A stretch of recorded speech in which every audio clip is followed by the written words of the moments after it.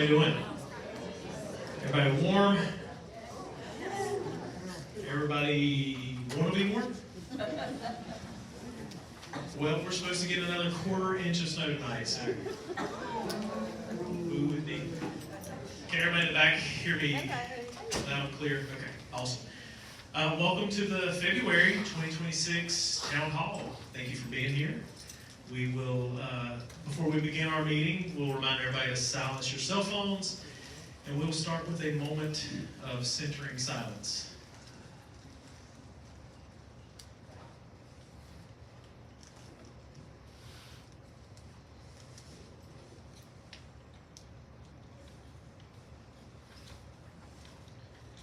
All right, I'm going to cut us off a little early because we do have, although a short agenda, got a lot of slides to cover.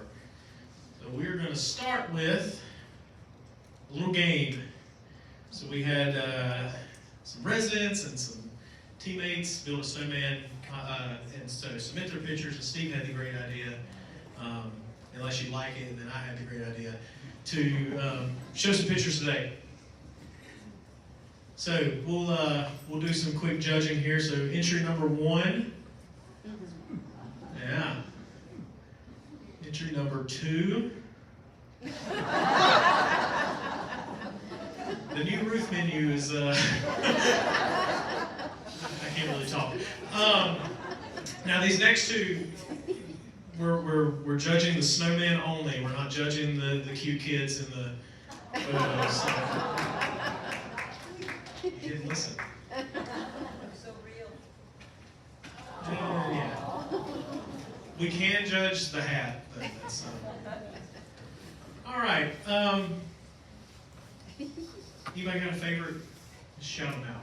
I know y'all. 1, 2, 3. We'll say we're all winners. We're all winners.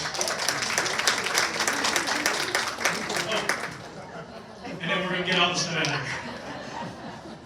here. I was going to have to say I miss Florida, but I didn't know. All right. Oh, I am going to turn it over to Steve. Sorry, we're going a little out of order today. Hi there. Got a pop quiz that says for you, so Matt turned it over for me to take the heat on this, but so here's a quiz looking for answers out loud. Let's just say you would like to have a place to sit when you're waiting for the doors to open in the dining room. Your options are you should, number 1, move chairs from the living room and line them up in the hallway so others will also have seats while waiting. Contact Matt, Steve, Sydney, or Kelly. Share my concern, desire. Grab the closest maintenance technician and have them move chairs for me. Or, crazy as it sounds, consider waiting until the dining room opens before making my way to the dining room. Any, what's number 5? The residence lounge. Hang out in the residence lounge. That's true. This problem is probably more prevalent at the Ruth than over here, but again, just a little fun way to remind people. You can. Number 2 is a completely fine answer. Certainly, you can contact myself, Matt, Sydney, or Kelly, so we can make some decisions if furniture needs to be repositioned. Or you could actually consider waiting until the dining room is open to make your way there. There is no advantage to being first in the dining room.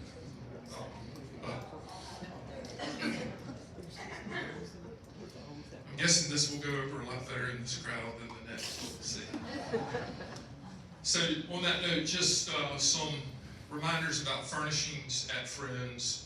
We do make decisions about furnishings throughout the community that are intentional, and we make those decisions to try to benefit, for everybody's benefit.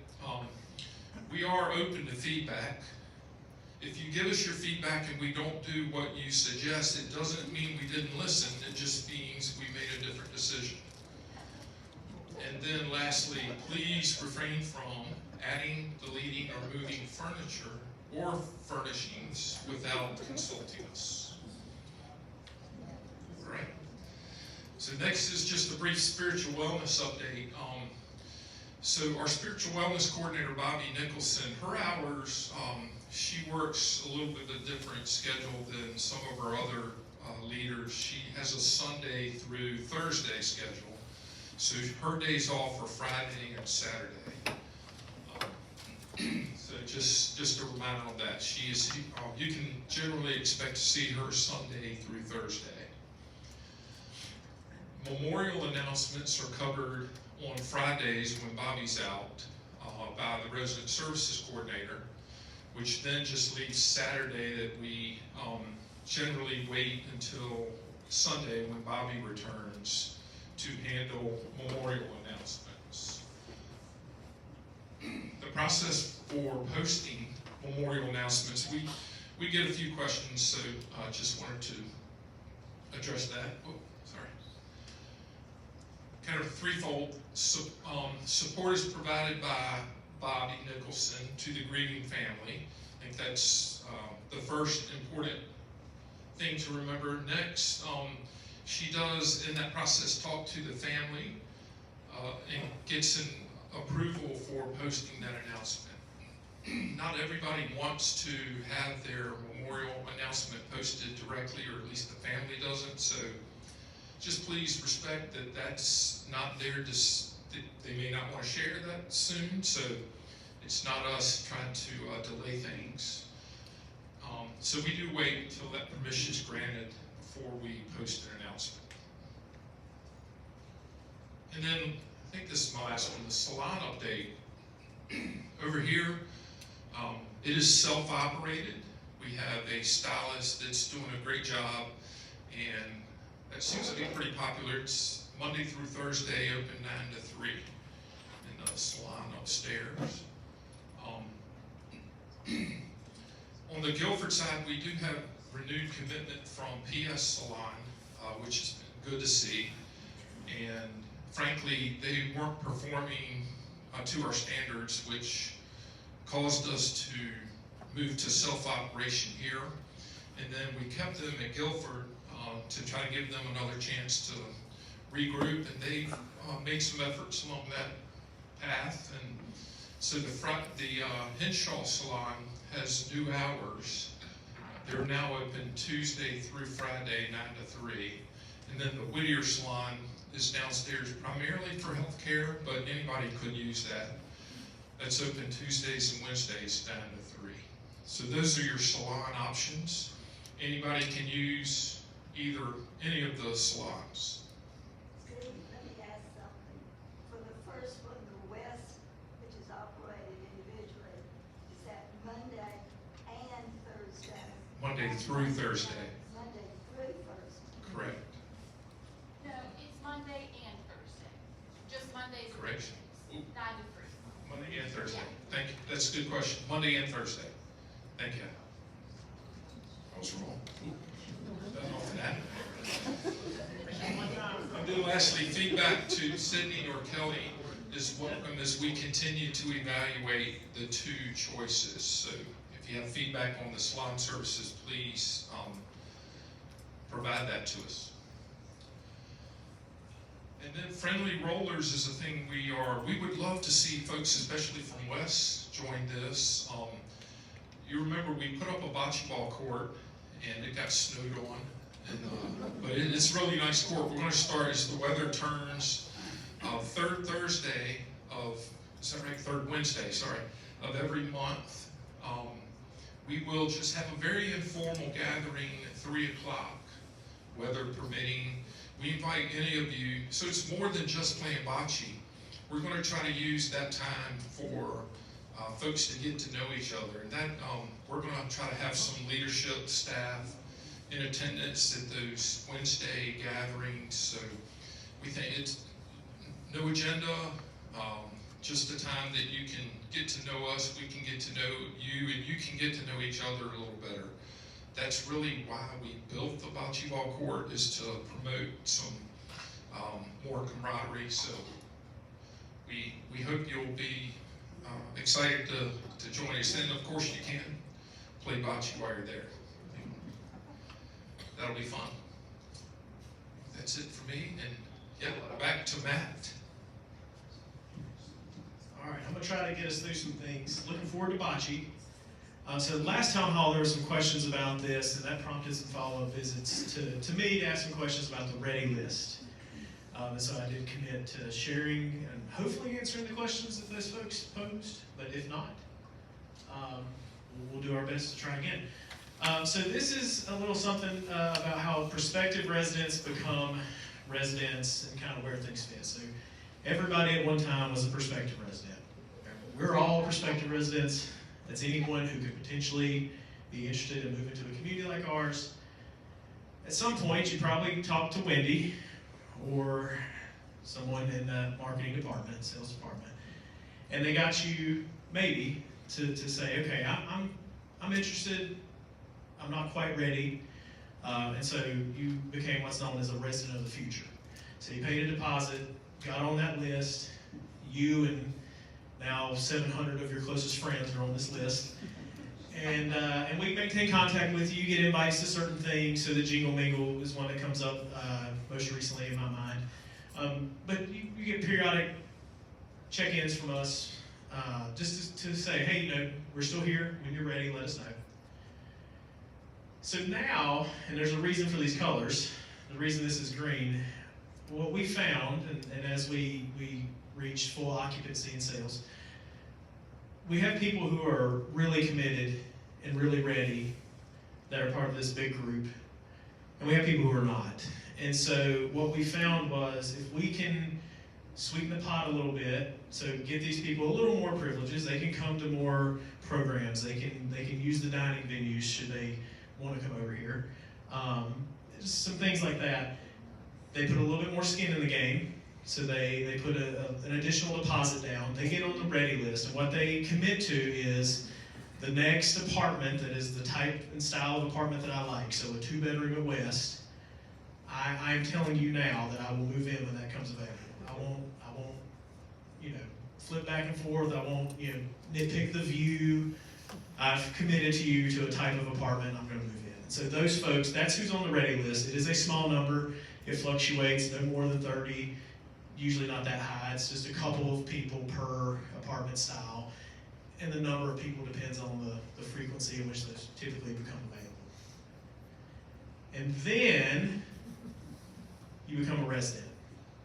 So the reason these two are the same is because you can come straight off of this list and become a resident, particularly if someone on the ready list says, I changed my mind, I'm not ready. Or I waited too long and I'm no longer appropriate. But generally speaking, this is how the flow goes. There were some questions about the ready list last time, and I hope that kind of clears some of that up. I put little taglines up here, so at the bottom here, I'm not sure if I'm interested, but tell me more. I'm interested, but I'm not ready. Ready list, I'm ready. Engaged, give me the next available home. And then finally, I'm home, or for some of you, look out, here I come. And that's kind of the best way to remember that. So the second thing that discussion prompted was the move-in process. So we talk a lot about the bad move-in experiences that people have had in the past, pre-Mark Ford, pre-Teresa Mackey, pre-new processes, these ladies in resident services here, new orientation. And so I did want to just real quick, now this is very high level, this is not going to grab everything, so please, if you have specifics about what's covered, Sydney and Kelly are working on an opportunity for you to see that, but this is real high level. This is somebody who's in that bottom of the pyramid now, and the timeline to get them into the home. On the bottom is going to be things that we do, things that Friends Homes team are doing that you don't really see is behind the scenes. And above the line is going to be where we start to engage folks like the resident reps, get some notices on Icon and those kind of things. So pretty much just ongoing all the time is going to be marketing efforts and renovation efforts. So when an apartment becomes available, we are always trying to get it ready as quickly as possible. Marketing is always going on, so tours, paperwork, events, calling those folks that are on that ready list or that wait list. all of those things. Those are pretty much perpetually going on. Then we get, someone says, I'm ready to commit. So we get some pre-move-in items. So that's your assessments, financial health assessments. We did change. We require residents to complete orientation before they move in. We had a lot of feedback about I moved in, I didn't know anything. That was a problem. Took a while, but we figured it out. So we do that. And we get them set up on Icon at that orientation. So again, that's when you'll start to see they appear in the directory. Now there's some verbiage that we're tweaking. A few of you are very gracious in your feedback on that, and we're appreciative of that. But that's when you'll start to see these folks. Then there's more pre-move-in that's done by Teresa. So it's selection. So giving Mark and his team, this is the kind of floor I want. This is the counters I want. Connecting them to the welcome team. Final walkthrough. So Teresa does a final walkthrough. This is another item that we feel is a big improvement. She does a walkthrough of the apartment to make sure that everything's right, make sure the appliances work, all of those things, just in case something slipped through the cracks. And then she sets the move-in date. And so when she sets the move-in date, that's in that timeline is when resident representatives are to be notified. So again, above the line is resident focused, bottom line is kind of behind the scenes stuff. And then closings. This is when someone, quote unquote, gets their keys. So that's when you have access to your home. It is now the home you're going to reside in. And there's another walkthrough. It's Teresa, the resident, and security personnel. And they review all the emergency procedures. How to check in, how to use your pull cord, fire alarms, all those things that we heard feedback from y'all, we didn't know when we moved in. And so we do provide that ahead of time. And then we celebrate. So just because I close doesn't mean that I move in on that day. Move-in day is a little bit different, but that is when the welcome home notice goes out on Icon. And hopefully, people are starting to make people feel welcome, make your neighbors feel welcome. Also put on here the transition to resident services coordinator. So Teresa does some follow-up after you move in, but there'll come a point where she says, okay, I'm going to fully entrust you to Sydney or Kelly now.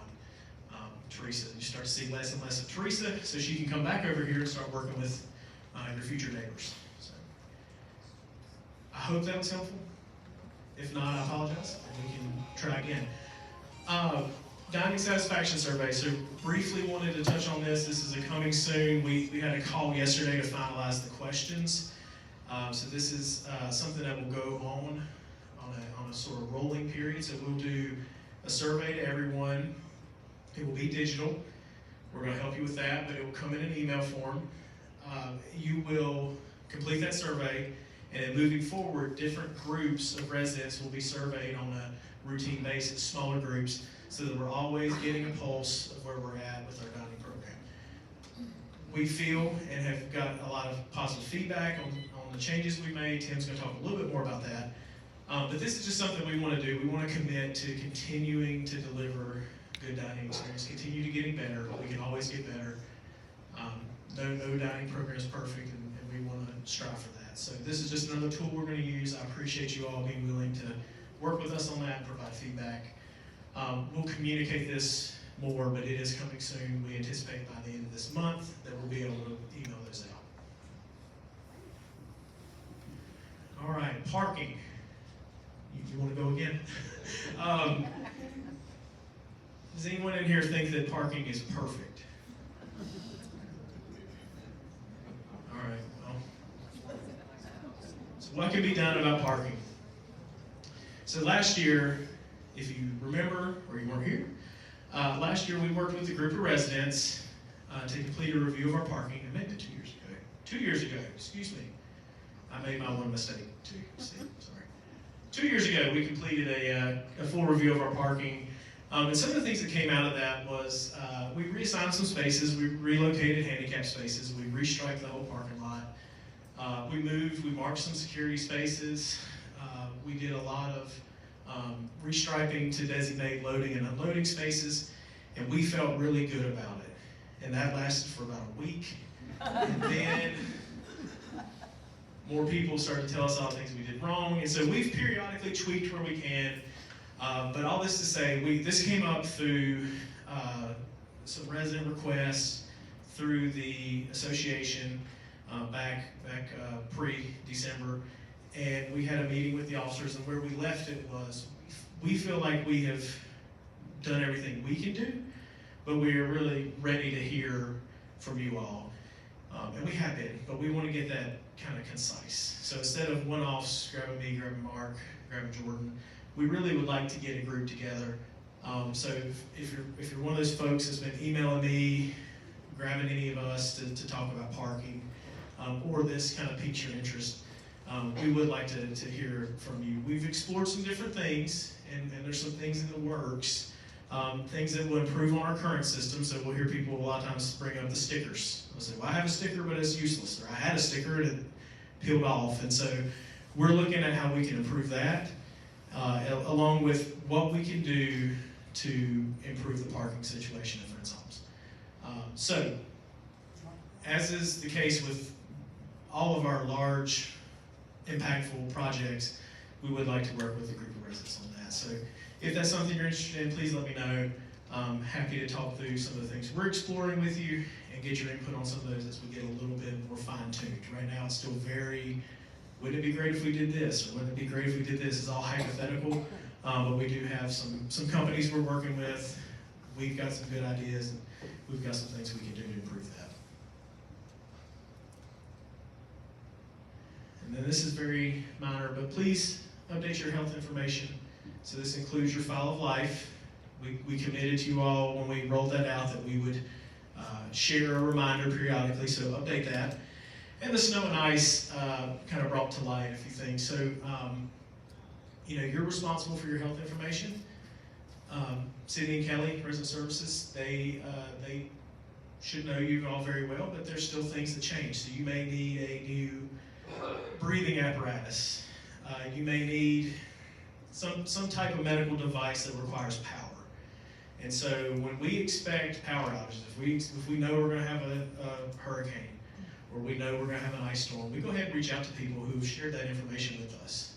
And we tell them what to do in the event of a power outage.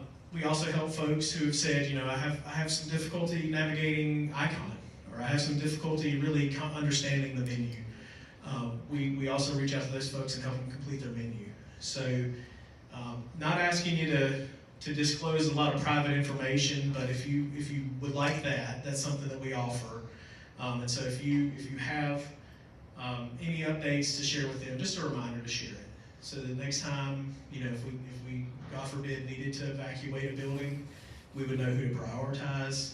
And then as we're planning, we can reach out to you and talk you through that. So had a few people who made us aware of those things. During the storm, they were very grateful for the response, but it's a good reminder that things change, health changes, and we're here to help you out. We want to take care of everybody. Okay, I have a video to play real quick. I thought I had one more. I'm stealing some of Tim's thunder. I'm going to turn the volume down, not to blast y'all out of here. How many of you are aware of the event we have coming up on the 26th of this month? It's a Chef's Table event, and there's a presentation in here. So I think we've covered the material, but this is the gentleman, and so we were talking about this with some residents, and it came up and said, well, can you show a video of him speaking? This is probably the best video I could find. Tim and I were joking. You either get 30-second clips or 30-minute segments. So this is Michael. Michael is, we will hear about his background. I got a hold of Michael's information and just aggravated him until he committed to coming here and doing this program. So he's a really big deal. We're excited he's coming here, and I think this will, we want to generate a little excitement. So there's 20 spots available still, 30 have already signed up. We are going to maintain a wait list. So if you call and it's full, please put your name on that wait list. There is no sign up for his event in here, but the Chef's Table event that he'll be hosting in the hub does have a sign up. And if this is very, very loud, I apologize. Or it won't play. I am the saying that your food All right, glad I apologized. can tell us where we come from and who we are. I'm a culinary historian, historic interpreter, and the James Beard Award-winning author of The Cooking Machine. The last thing people will give up as they make journeys and migrations is their food culture. You have to look at one particular dish, and then you can trace it back to its origin story. And you ask the question, why did my family make that food?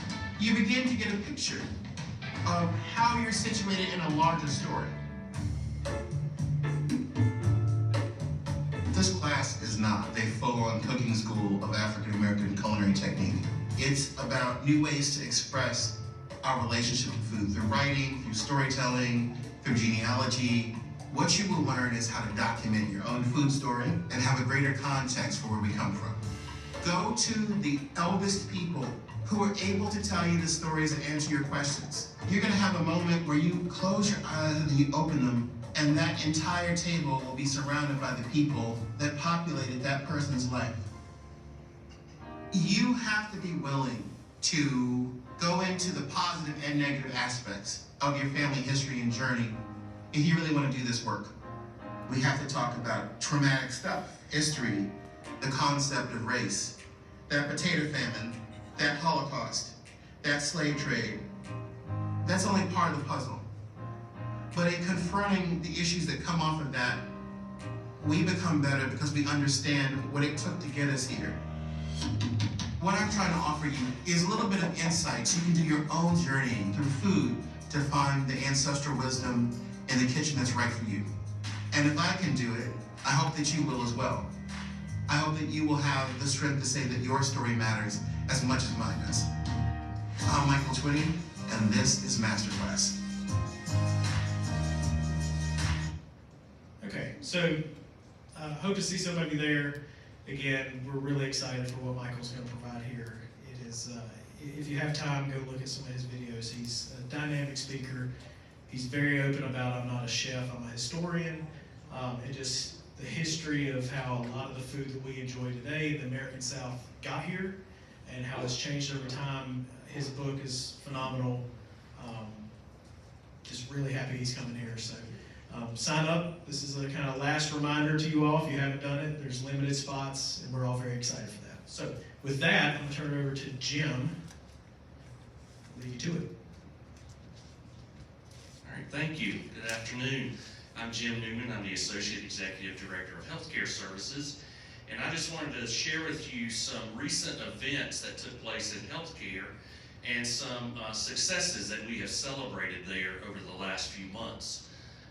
As you may or may not be aware, our healthcare settings are regulated and overseen by the state of North Carolina as well as the federal government through the Centers of Medicare and Medicaid Services.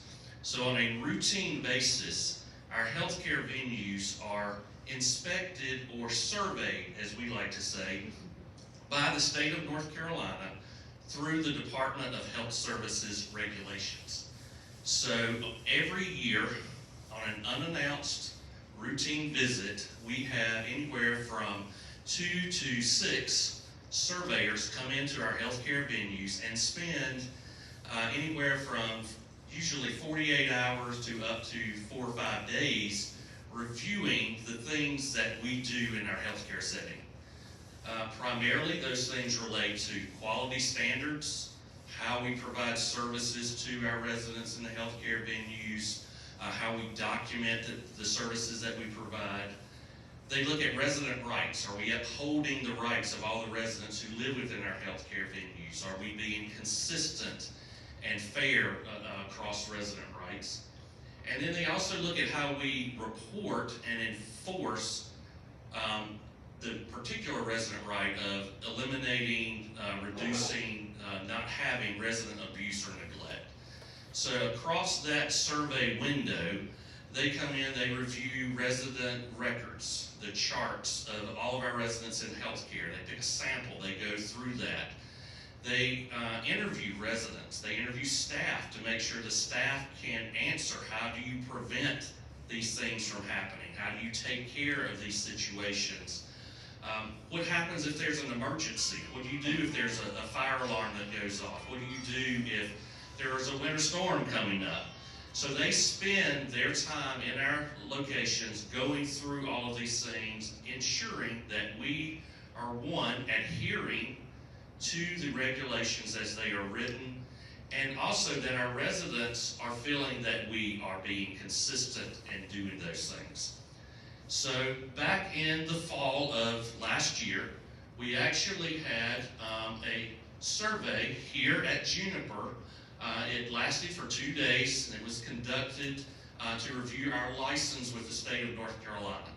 Juniper is the uncertified facility here on campus, so they looked at things from a licensure standpoint, and I'm happy to report that after those 2 days, they came back and said that we had no deficient practice going on in our Juniper location related to the rules and regulations of licensure here in North Carolina. Then in January, just last month, we had a 4-day licensure and certification survey over in Whittier. So this is a more involved process because of Whittier being a certified facility, meaning certified for Medicare and Medicaid services. So they spend a longer time there. And again, I'm very happy to report that they found we had no deficient practices in all of those areas that I mentioned previously that they look at.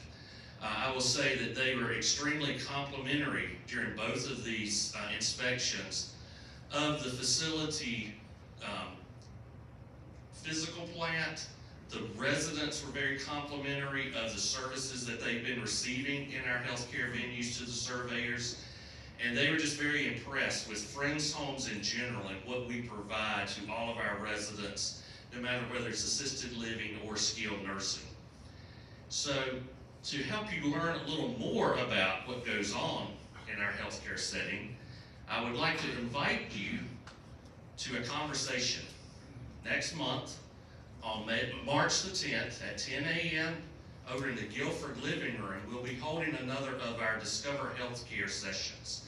And this is a session where our resident services coordinators, Kelly and Sydney, along with myself and Shakria Jones, our Director of Clinical Services, are available to talk about what we do in healthcare, to answer some questions, to let you know how the process works for when you may need to come into one of the healthcare venues, whether assisted living or skilled nursing. So we would really love for you to come, hear what we have to say, share with us your concerns, your thoughts, questions. And again, it's a conversation. It's a time for us to talk you through things, for you to share with us, and for us to maybe take away some of the mystery of what goes on in our healthcare venues here at Friends Homes. So with that, I will turn things over to Tim.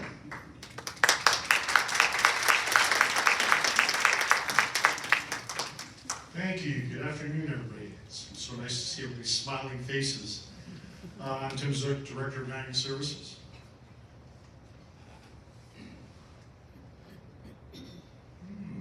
Taking a second. Well, we're going to talk about the Ruth reopening. There we go. So, I think any of you from the West Campus who've been over there yet will be really impressed with what we've done over there at the Ruth Dining Room. Really kick it up a notch with the menu. The decor is fantastic. Service staff is all in new uniforms, new menu, and we're really happy with what's happened over there. So got a few pictures here of what was going on the first couple of days, and really, really happy for everybody that's been going to the Ruth and the residents of Guilford, because it's a phenomenal experience now. I think it's right up there. It's right up there with Cobles now. A little competition going on between the chefs on both sides of the campus as who's going to be better and who's going to have the better rating. So we're real happy about that. The good competition is always with us. But thank you for everybody that was patient with us. Ate in the living room there for a couple of months, and we were really happy with how it turned out. Thank you.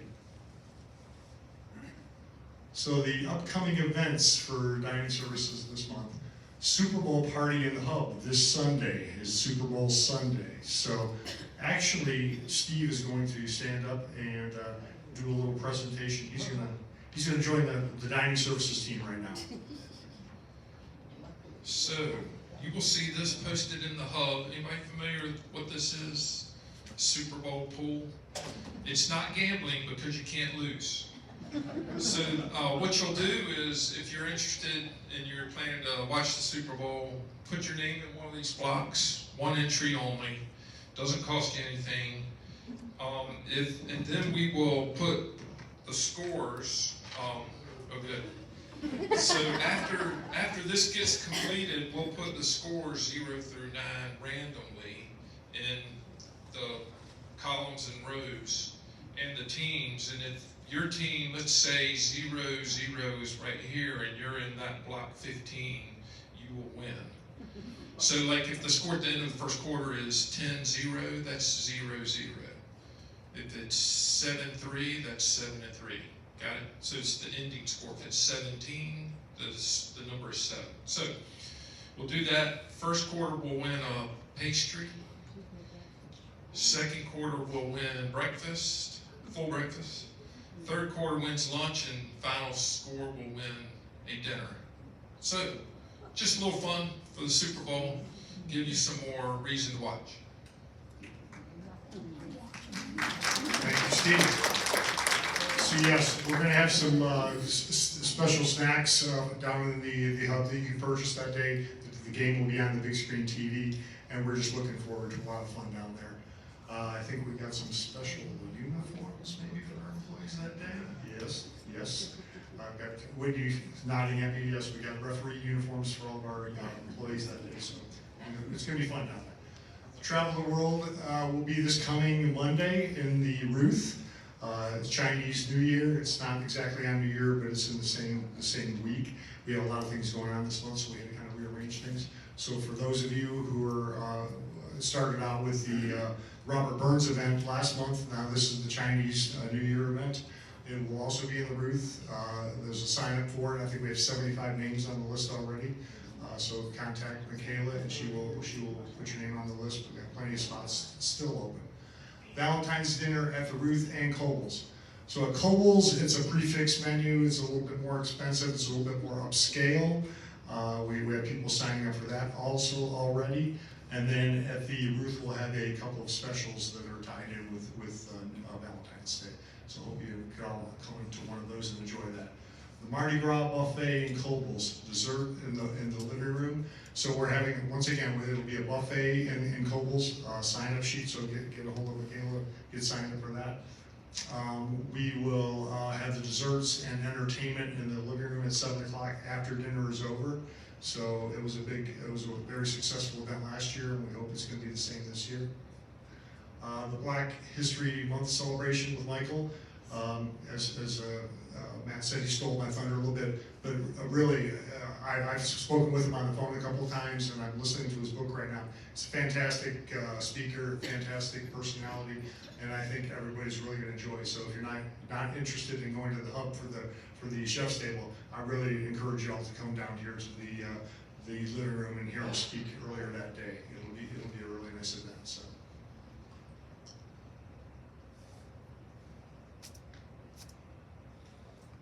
So we have some more updates. The Kohl's reservation system is really working well. We're getting a lot of good input from the residents that are using it. You get a email confirmation back to your email address, and then the dining room managers are pulling all that information first thing every morning and lining it up in the book. And so we are looking at a couple of little tweaks. There's been a few asks of people to change a few things. So we are looking at making a few tweaks, but so far so good. It's been running really well. In fact, it's running so well, we are thinking we're going to roll it out in the Ruth sooner than later. I was thinking we were going to do it in a few months, and I think we're looking to go ahead and get it started over the Ruth also. So we'll be talking to the food committee about that this week, and then we'll be asking for volunteers. So as we did over here in Kohl's, we had a group of residents that volunteered to be playing in the sandbox is what we call it. So we'll have a special sign up for them, and they can get in there and they can kind of use it for a few weeks, and we can see if there's any tweaks that we need to do, or if people need some help understanding how to do it. But yeah, I'd like to get that going over at the Ruth as soon as possible. So you can contact my assistant Christina, and she will be the one taking the names for the test run for that. So looking forward to that. We'll have more information come out about that by the end of the week or early next week probably. The happy or not scores. So when you leave the dining room or the comment cards, you put the score in. These are the scores for last month. The hub was at 90% positive based on 94 responses. Most of the hub negative things, and I talked about the negative things because that's what we want to see what we're doing negatively so that we can get a handle on it. Some of them were about some of the wait times and things when you come at lunchtime when it's very busy. There was a few things with takeout, maybe missing a few items.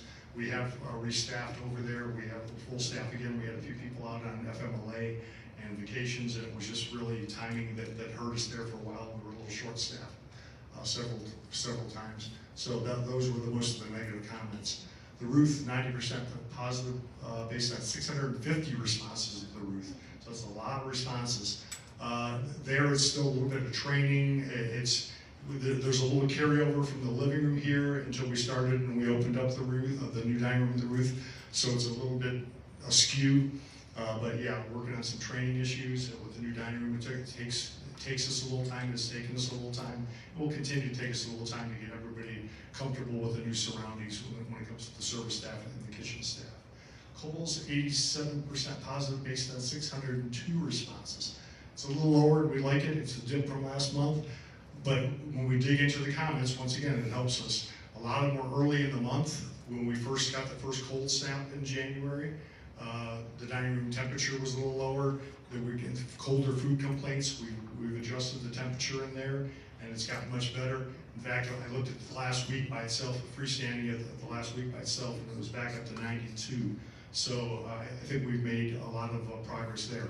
Also, we've fully staffed in the Kohl's, which is something that we haven't been in a while.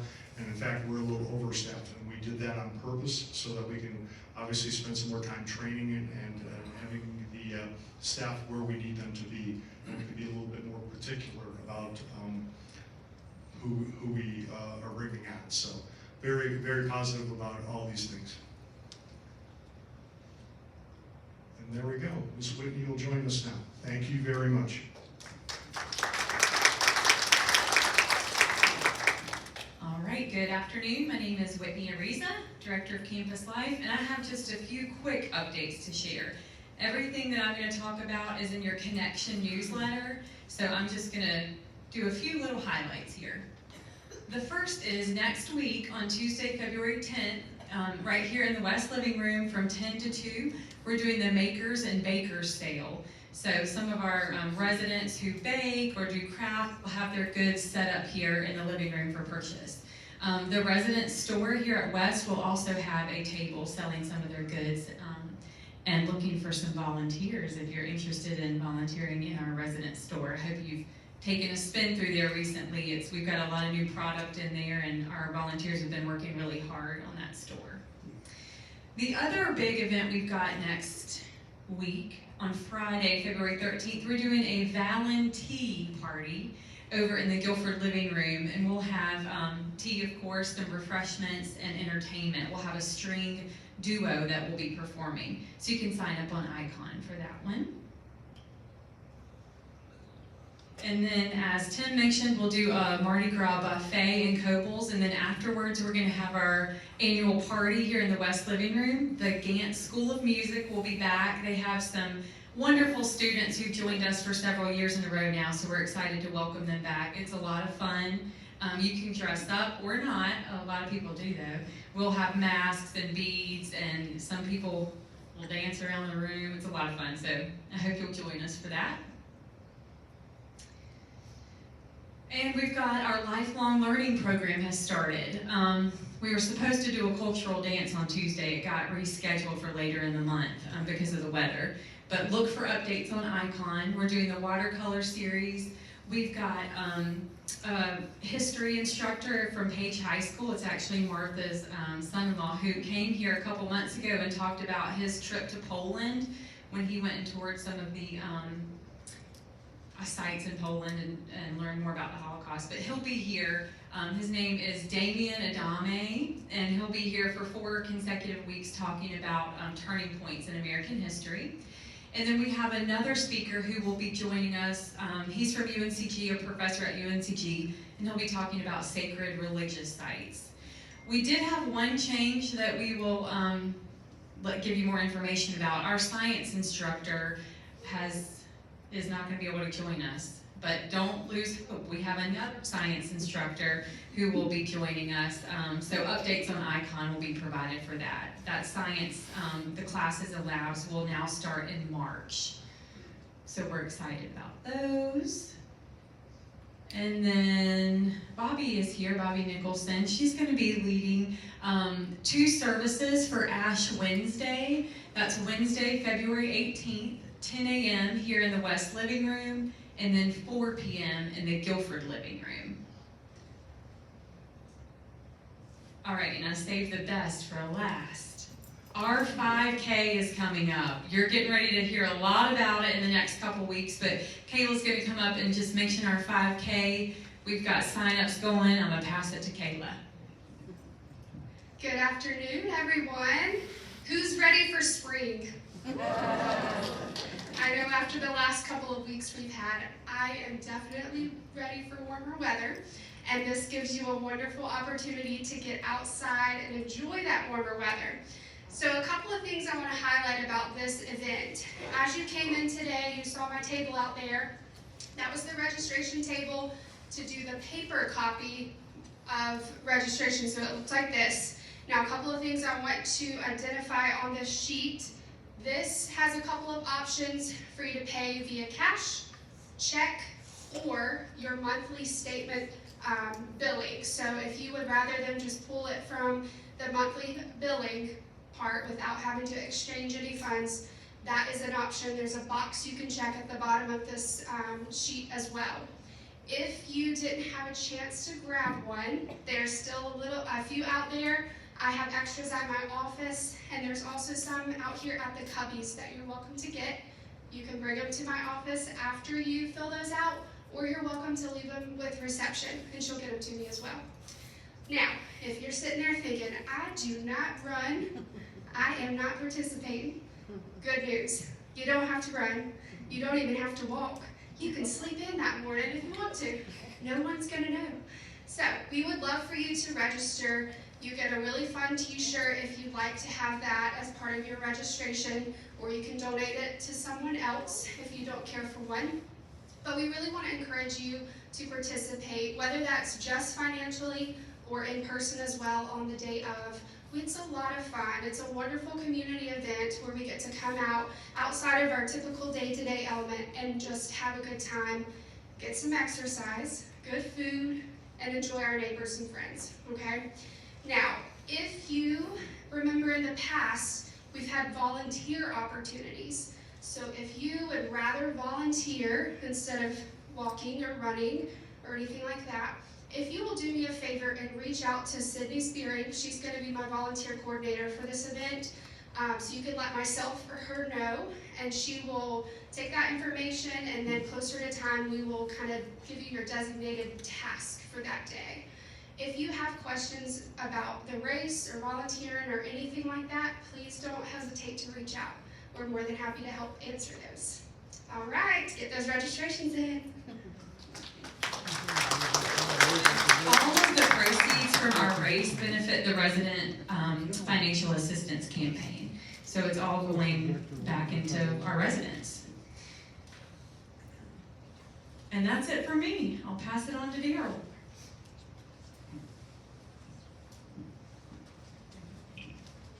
Hey everybody, I'm Daryl Shores, I'm the EVS and Grounds Director.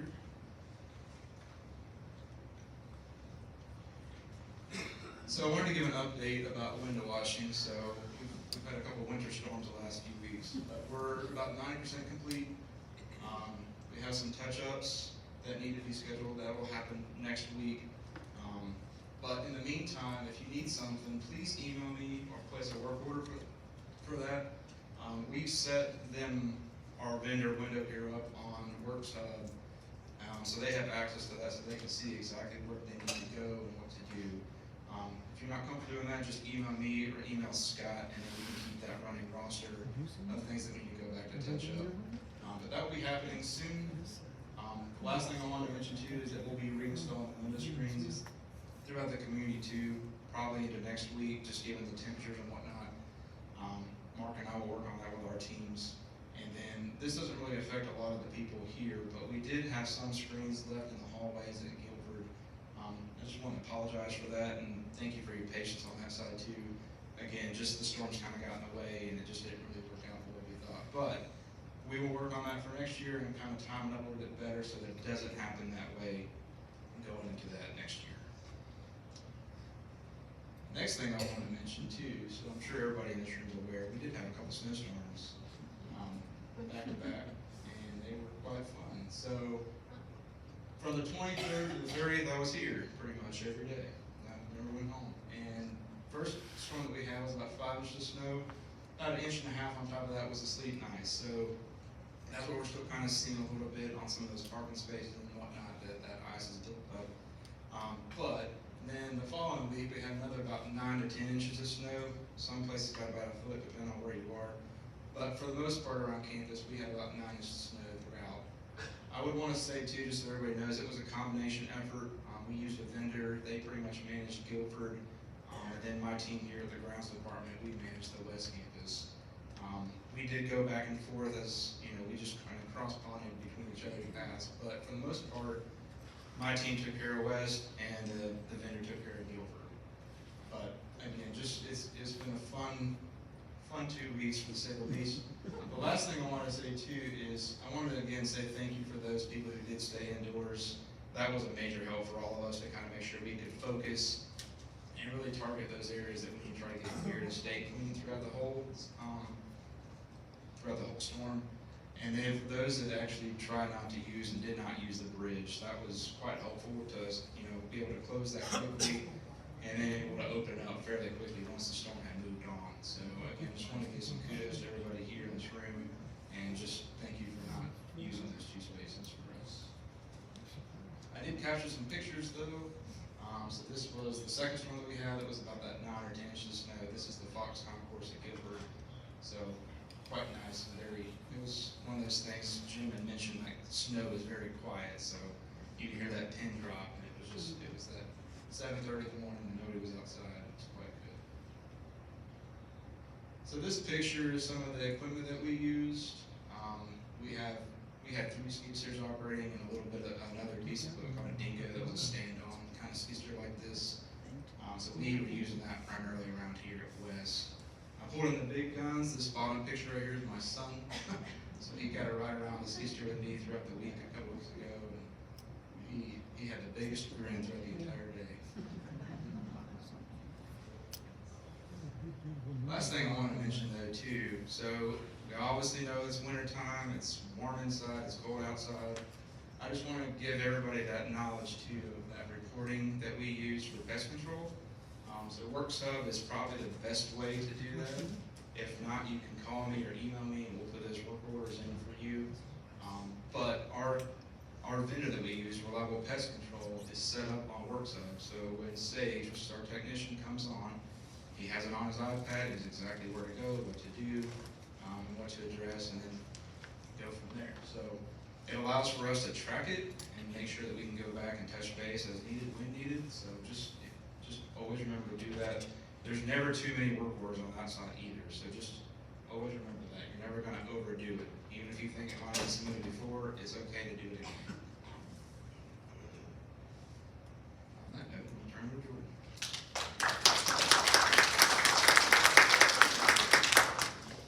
I really want to commend Daryl and his team, and Mark and Tim, and all the folks, Jim and his team, activities, everybody, and all the people within all the departments that worked throughout those couple of weekends and the days after. They really worked hard. They worked through cold conditions. Many of the staff.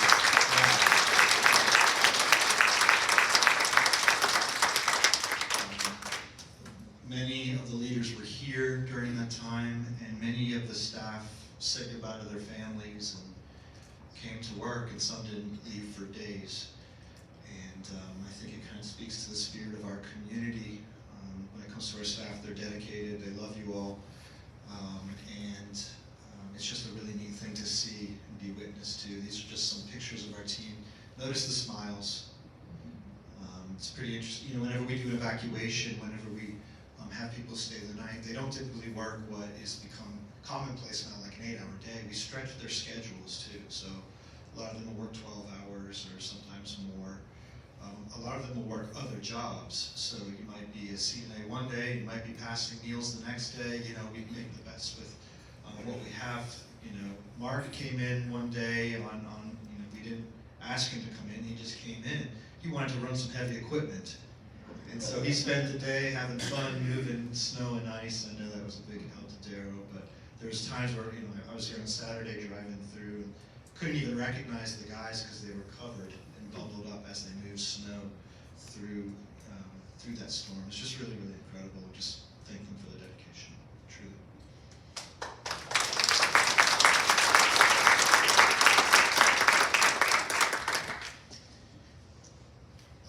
I'll make this brief. I only have 2 slides, this and one more. And it's your financials for the month of December. It was a good month. I'll just point your attention towards this positive variance.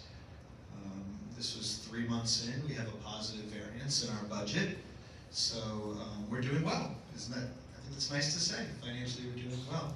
We have $82 million in investments. We actually met the Board of Trustees met yesterday with our financial advisors or our financial managers. They both gave reports. We're doing great. Our investments are strong. They said expect a year of volatility. There's just going to be ups and there's going to be downs. I don't know how that differs from any other year, but that's what they told us. But our investment portfolio is very strong. We also have some debt, though, as you know. $93 million in debt, but we'll make a significant payment in the beginning of this fall and draw that down again. We have a schedule for debt payments every year. They call those bullet payments. We did that last year. We'll do it again this year. So we're doing well. It's great that we have $82 million, and that needs to balance the debt as well. Our net entrance fees, you can see that we've collected $1.3 million compared to a budget. We're not worried about that. Our move-in history is very strong, and I believe that we will outpace that budget as we get deeper and deeper into the year. Financially, from our expense standpoint, some of our challenges early in the year were we began the fiscal year in October and we had 4 payrolls. Typically we don't have that many payrolls, and so we saw a spike in expenses. And we're also seeing a little bit of overtime. We've made a big push to eliminate agency workers in our healthcare venues, and we do that by replacing agency workers with regular workers. We save in that way, but we've had some overtime as a result of that. So we're going to work on continuing to fill positions, continually managing overtime in our dining department, in our healthcare department. It's nothing that is unmanageable. Again, we're running a positive variance, which is great. Let's see, purchase of fixed assets. We've spent about $1.8 million in capital spending. That's apartment renovations, that's infrastructure, that's projects. A big project that you saw just recently completed was the Ruth Dining Room. That's an example of this type of spending here. Again, we'll even out. So we've outpaced our budget so far, but throughout the year we'll even out, and our budget actually for the whole year is $5 million. So by the time we get to the end of the year, we will have spent about $5 million. We're reinvesting it into the community to keep the community fresh, running well, operating properly. And I'll give you a little bit of an update when it comes to the capital spending. You asked last month about the bus, an update on the bus. We haven't identified a bus yet, but we are making an adjustment to one of our buses, where we're going to install an aftermarket, in theory, an improved suspension system. It's sort of a test. It's not an unreasonable expense to do, and so I've authorized Mark Cuttrell to take one of those buses to a local vendor, install this it's called an air ride suspension onto one of our buses, and we're going to see if it's successful or not. Whether we get a new bus or not, we do have the money for it. We still have about 3 or 4 others that have a rough ride. And if we can improve that ride, I think we should, right? Because sometimes we don't need a 30-passenger bus. Sometimes we only need a 15-passenger bus. Well, if you're one of those 15 passengers, we want you to have a good experience. So we're going to test out this theory, see if it works. If it's successful, we'll look into adding it to other buses. So more to come on that. So that's just us trying to be good stewards of the resources available to us. We'll see how it goes. And then we always set aside 5% of our revenue to go towards charity. These are just some of our ratios. You can see the budget in green. Debt service coverage ratio is outpacing the budget. That's good. That's our ability to pay debt. Days cash on hand, slightly under. But that is a really strong budget number. To have 750 days cash on hand is a really good thing. We're at 743. I'm really not worried about the 7 days. Cash today at 88%. Our net operating margin is slightly under budget, but still a strong number at 5.2%. So we're still making a margin of 5.2%, which is a good margin. I always remind you, you've heard me say this many times, there was a time at Friends Homes where the margin was 0.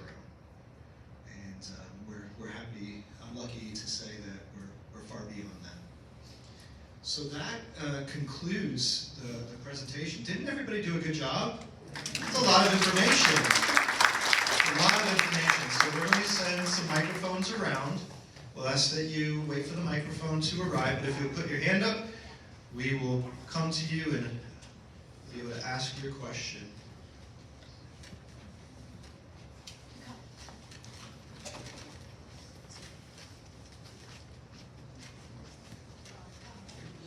I think Hank's got the first one. Is it on? You have to hold it close, too. You sent us an email telling us when the bridge closes for traffic. How about when it opens? So we know that it's back open again. The bridge is open.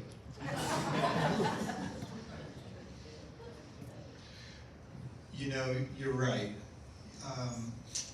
The first snow event, I followed up with a memo that said this will be the last memo you receive regarding this incident. And I lied because I got another one a couple days later with a new incident coming, but I didn't send a memo closing out that one. So thank you. It's a good catch, and I do apologize.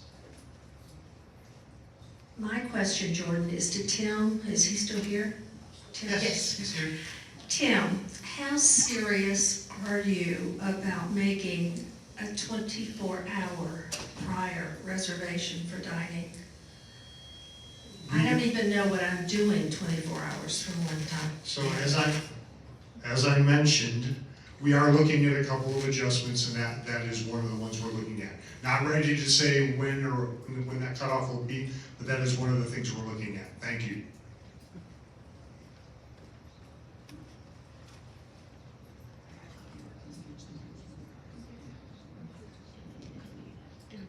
Tim,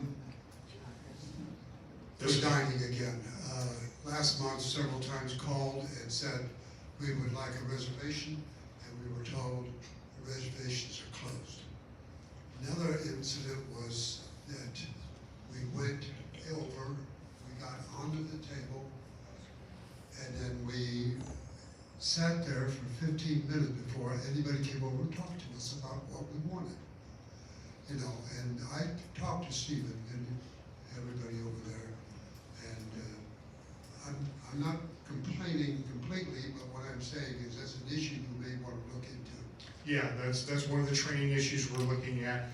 So when we have a narrow margin of reservations that are available now, and that's the other thing we're looking at is expanding that so that we'll widen it out. Once again, we were still kind of training and looking at the system ourselves to make sure that we didn't overextend ourselves. And those are two of the items that we're looking at expanding in the near future, okay? Thank you. This isn't necessarily for any administrator unless it could generate a message going out.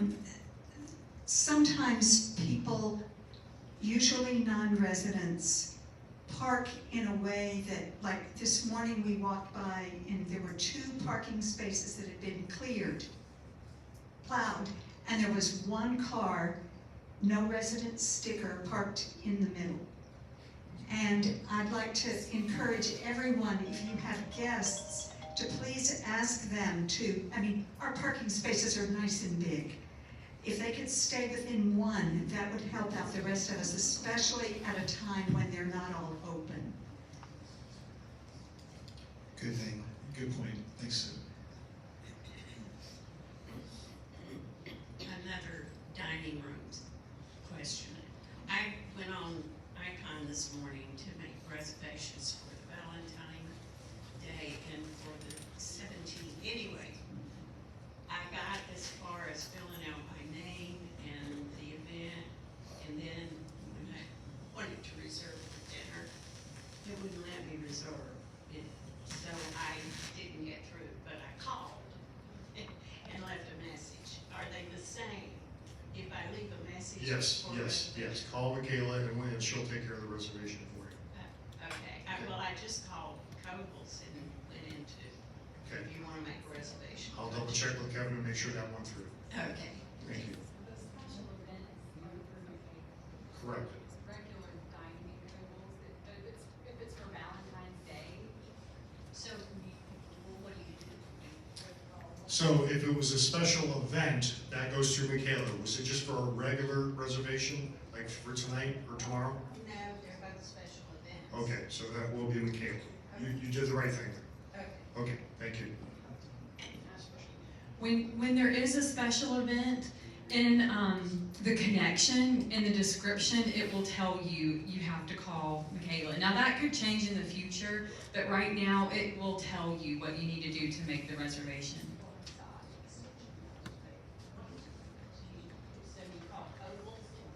So she said she saw an extension number, but it'd be helpful to have the actual number, and that's a great point. We need to put you could call the main number of Friends Homes, and that's the extension. So the question that I just asked him was, if it's a special event and a resident wants to sign up, what is the best way to do that? And the answer from Tim just now was, call Michaela. So not online. Her extension is listed in the connection. You call the main Friends Homes number, and that's her extension. But in the future, we'll put we should put her direct line in there. Yeah. Thank you for bringing it up. So should I register again? If you called and left a message, she got it.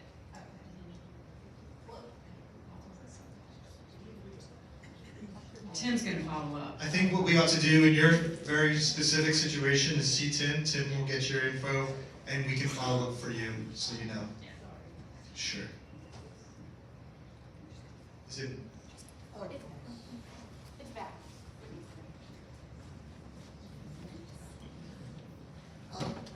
This is for Tim, and it's about training. I have noticed several times in the last couple of weeks that some of the new servers will stretch across the table to serve. That means a big, heavy, usually hot plate is going past the noses of 2 or 3 people at the table. I know it's a lot more convenient for them to do that, but not for us. Absolutely. So if you pay a little attention to that particular aspect. Absolutely. Thank you very much for the comment. We're just trying to make you jealous as that plate passes right by you. Oh, look at what you should have ordered. Yes, well, sometimes that helps. Or I'm glad I didn't order that. I'd like to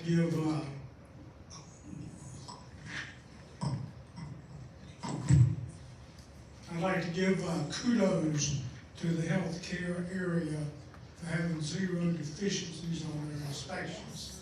That is highly unusual, having worked in the healthcare area before.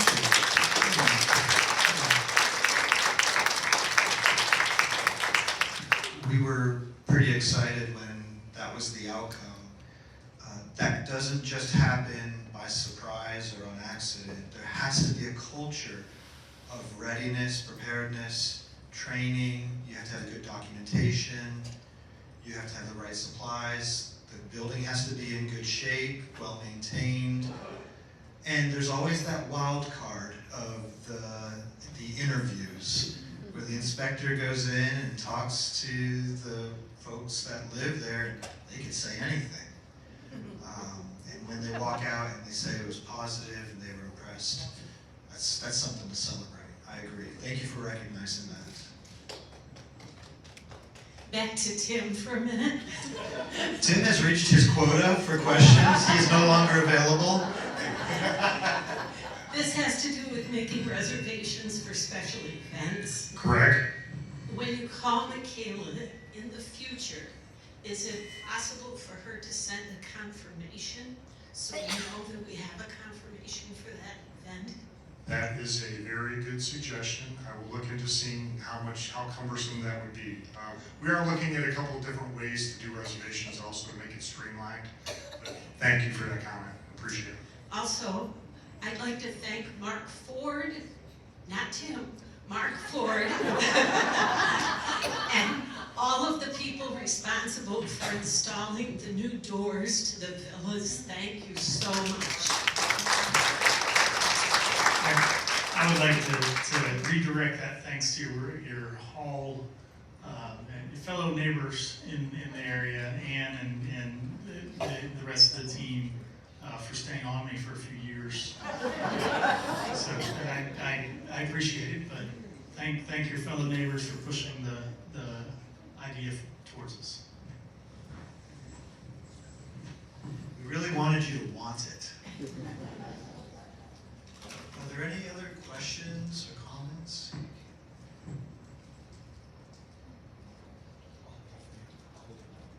I don't have a question, but I just wanted to give a huge thank you to administration, staff, workers, everyone that took such good care of us during these storms. I've been telling my family, my friends, anybody that'll listen to me, how wonderful it has been.